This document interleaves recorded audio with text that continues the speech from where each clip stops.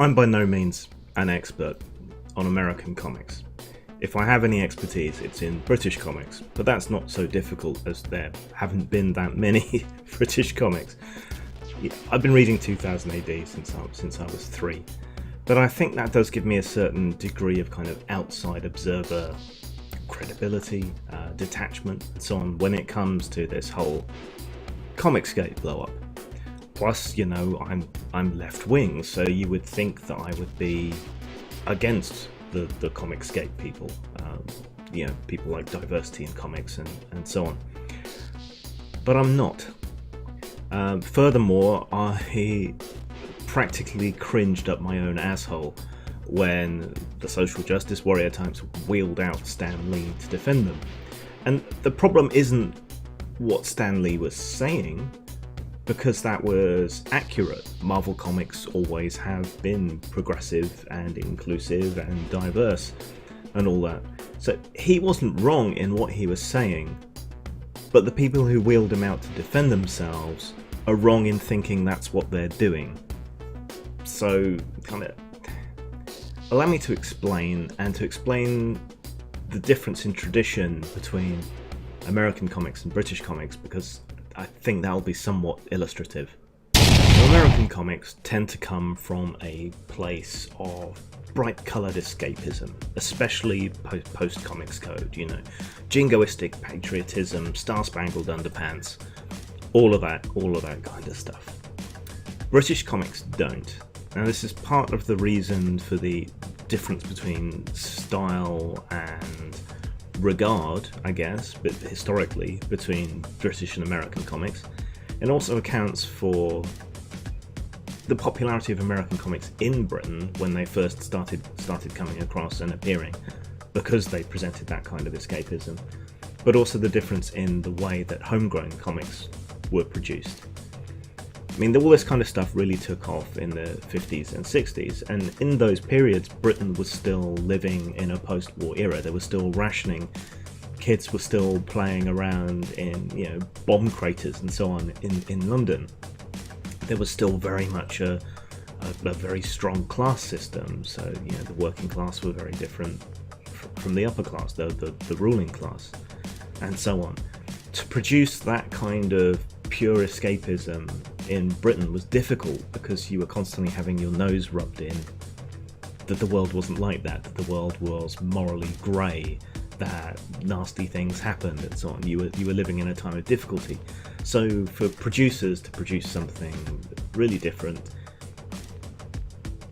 something more escapist in the American tradition, couldn't really happen. It wasn't a creative space that would foster that kind of thing. And it wouldn't be until things started to ease up and get better in the 60s, and then that was brought short by the 70s, the troubles we had then, economic and otherwise, and then the dark years of Thatcherism. So history has been very different. The national character is very different. The national attitudes are very different, and this was reflected in the comics. British comics were much grittier, like Action, until it was banned, and the people who made Action then went on to produce 2000 AD, which they could get away with a bit better, because where Action was grounded in more gritty realism, 2000 AD took a more science fiction bent on things and got away with things that way. Because when you fictionalize things more, people tend to be more accepting of violence and weird themes and so on. So that was what was going on in British comics. And it's reflected in our heroes and the way in which things came about. So British comics developed down a very strongly anti-authoritarian stance, and you can see that in Action, you can see that in 2000 AD, you can even see it in the British version of Dennis the Menace. I mean, Dennis the Menace in British terms is basically a punk. He's unconventional, he's anti-authoritarian, spiked hair, wears weird clothes, bit of a bully, a bit of a nihilist really. All he really cares about is his own pleasure and fun. That's really all he is. And that anti-authoritarian stance exists across British comics. You compare that to American comics, and you've got shit like Captain America and Batman and Superman, which in those periods were completely one-dimensional, really.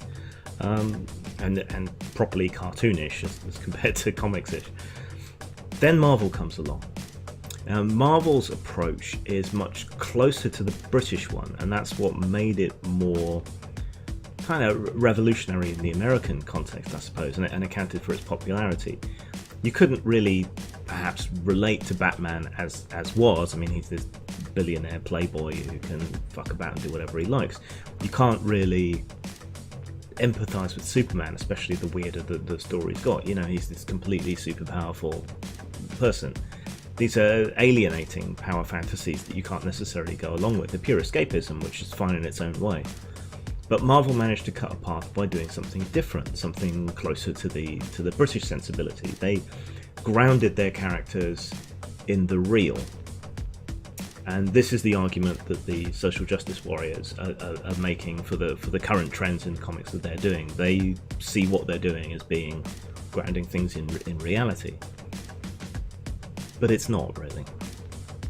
I mean, Marvel came to great success by things like, here's Peter Parker, he's got all this power, it wasn't good enough to save his uncle, he still gets bullied and so on, and the temptation is always there to lash out, and the newspapers are out to get him, and despite all this, he rises above and becomes a hero, but is torn apart by inner angst, or the Hulk with his uncontrollable anger. You know, the Fantastic Four, which is a kind of dichotomy of the good side of science and the bad side of science in a lot of ways. You know, you can read a lot into this, but they're all a lot more grounded and closer to that British tradition. But how this used to be approached, and where the big difference comes in, is in that these issues were approached through allegory and story rather than propagandizing. So take the X-Men, for example. It's an obvious commentary upon race relations at the time. You know, you got your Malcolm X type figure in the form of Magneto, and you've got your Martin Luther King figure in the form of Professor Xavier, and the mutants are a stand-in for people of colour or gays or whatever. It's changed over the years, but it was never blatant. It was always an allegory. So through the treatment of these mutants who have a lot to offer and who sacrifice a lot to protect the world and each other and so on and band together, it raises questions about things like race and LGBT and so on, but through the form of allegory and story writing. You know, it's smart, it's clever, it's not in your face. It's not saying, don't be racist or whatever. It's bringing up the questions, and the characters argue with each other over the best approaches, and there are the baddies who are against mutants, but then there are mutants who are evil and cause destruction. So it's a discussion in which you can participate that's also an allegory, and it doesn't just beat you over the head with propaganda. And that was the brilliance of it and the skill of it, and that's much more in the British style tradition of comics, I guess. And you still see this difference today between British and American comics. British comics retain their anti-authoritarian, rebellious side, and they express it through allegory and story. Whereas American comics, for all that it's now different people holding the whip, retain this kind of authoritarian stance and have lost what they gained in Marvel at the beginning, the relatable characters grounded in reality and the use of allegory and story. Now they're beating you over the head with propaganda, while British comics aren't. I mean, take the most recognisable and famous figure in British comics, Judge Dredd. He is a paramilitary fascist, and yet he's the hero of the story. But it's through the story that we examine Dredd's world, and we ask ourselves questions about law and order, about prejudice, through the allegory of mutants, and all of these other things. Segregation. There's a wall cutting off the city from the cursed earth beyond, which seems even more prescient now. And there's dark humour, and there's all the rest of it. So, and Dredd is still the hero, despite being a fascist bully boy, despite being written by people in this anti-authoritarian tradition, this punk tradition. They've expressed that through the medium of what should be an unsympathetic and horrendous character, and yet it works. And this works again and again and again. This moral greyness, that having the discussion through allegory, through this anti-authoritarian stance, and that is what Marvel has lost, and to a lesser extent DC has lost. They are neither pure escapism, nor are they having a discussion. Now it's, this is how things have to be. Every comic must include X, Y, Z. You can never disparage X, Y, Z. Even villains can never disparage X, Y, Z. You must do this, you must do that, my way or the highway. We're going to beat you over the head with our message, and we're not going to use allegory to do it. We're just going to beat you over the head with our message.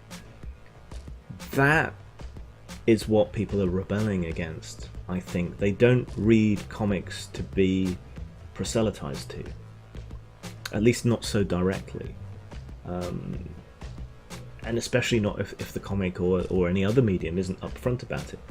You can draw a comparison to the reaction to the football players' protest in the States.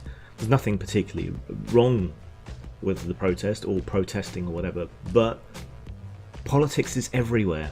And so sports and other distractions and so on have taken on this almost kind of sacred air of somewhere that should be safe from that, where people can still come together and cheer for their team or whatever.